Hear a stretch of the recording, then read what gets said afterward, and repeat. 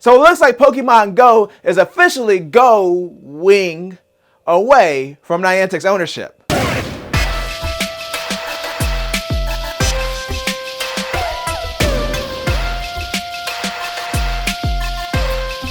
It's Sunday, so let's get sensational. I'm Mike, and I'm back to talk about the gaming news. And a few weeks ago, there was a rumor that was making the news rounds that Niantic may be getting out of gaming and selling its gaming division altogether.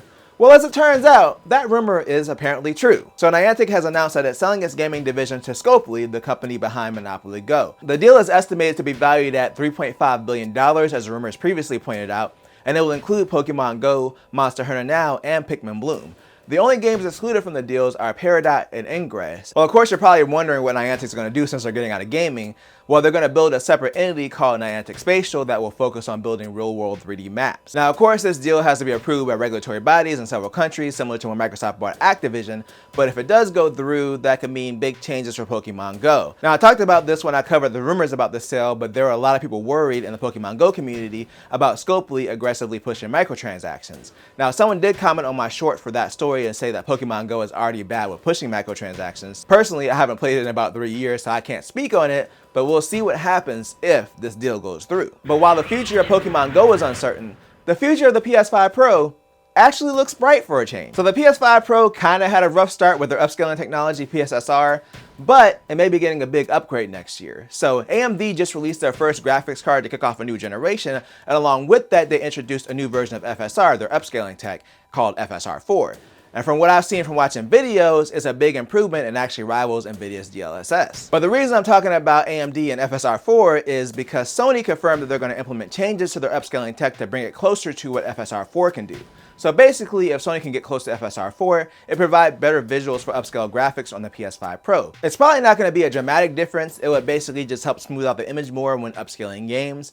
And this is supposed to come out sometime next year. Now, like I mentioned before, they did have some weird glitches and artifacts with PSSR when it first launched on the Pro, so hopefully this upgrade goes smoother than their first implementation. Now, personally, I think they want to get a lot of these issues worked out before they implement this tech in the PS6, but either way, it's a free upgrade for Pro owners, so it seems like it'll be a good thing. Now, I don't personally have a PS5 Pro, but if you do, let me know if you're excited about this upgrade down in the comments. And you know what else may benefit from a new version of PSSR?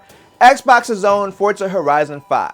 So I've recently been covering Forza Horizon 5 coming to PS5. Last time we talked about it, we talked about the release date, the pricing for each version, and the fact that they're not doing a physical release, but now we got some additional details that have been discovered before launch. So if you buy Forza Horizon 5 on PS5, it will require you to link a Microsoft account to your PSN account in order to play it.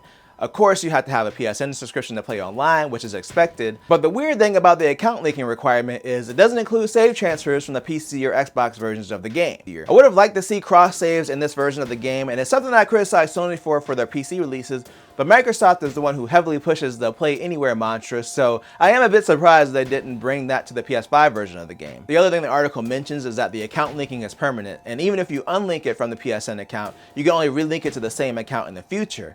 And also, this requirement will be on a game-by-game basis. Now, I think they could have been a little bit more transparent about why they're enforcing this account linking thing with this game, but at least it's a one-and-done thing on the PS5. I still think they should have done cross saves though. But I'm sure they're going to do cross saves on their upcoming consoles. In fact, that's what we're talking about today. And our final story. So I previously covered rumors that Microsoft is working on a handheld.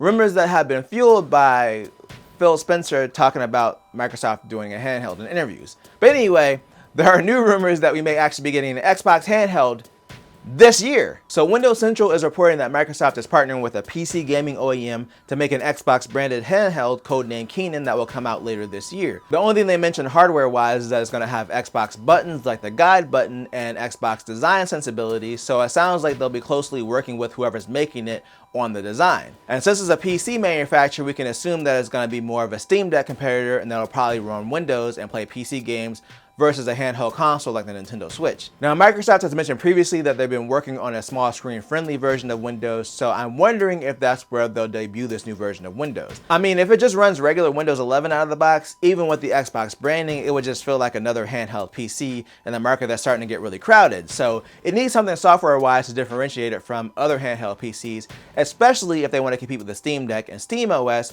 which in my opinion is the best OS available for handhelds right now, at least PC-wise. Now, the weird weird thing with this handheld rumor is that there was a previous rumor that Microsoft was doing a handheld as part of their next-gen console lineup to replace the Xbox Series S. Well, Windows Central is reporting that that's still true. So if the rumors are true, the Windows handheld they're releasing this year is not going to be part of their next-gen console lineup. That handheld is still rumored to be coming with their next console. The last time we talked about the next-gen Xbox, the rumor was it had made it past the initial pitch phase, and now Windows Central is claiming that it's been greenlit all the way up to the CEO and is now in production with a rumored release date of 2027. Now this will replace the Xbox Series X, and they're still rumored to be doing a handheld as a replacement for the Series S. So basically the handheld rumor for this year is kind of like a side dish for the handheld coming in 2027. Or realistically is their way of entering the handheld PC market, and then the one in 2027 is going to be targeted at console gamers. Now personally, in my opinion, this sounds like a lot of hardware to put out over the next 2 years, even if they're not making one of the handhelds. But if all these rumors are true, I'm excited to see both handhelds and how they turn out. But let me know down in the comments if you're excited about either Xbox handheld or whatever replaces the Series X. Again, let me know down below, and if you enjoyed this video, then make sure to tell a friend, tell a coworker, like, share, and subscribe, and hit that bell notification button thing wherever it is to be notified when I drop a video or a live stream. I always do at least 2 things at the same time. Peace.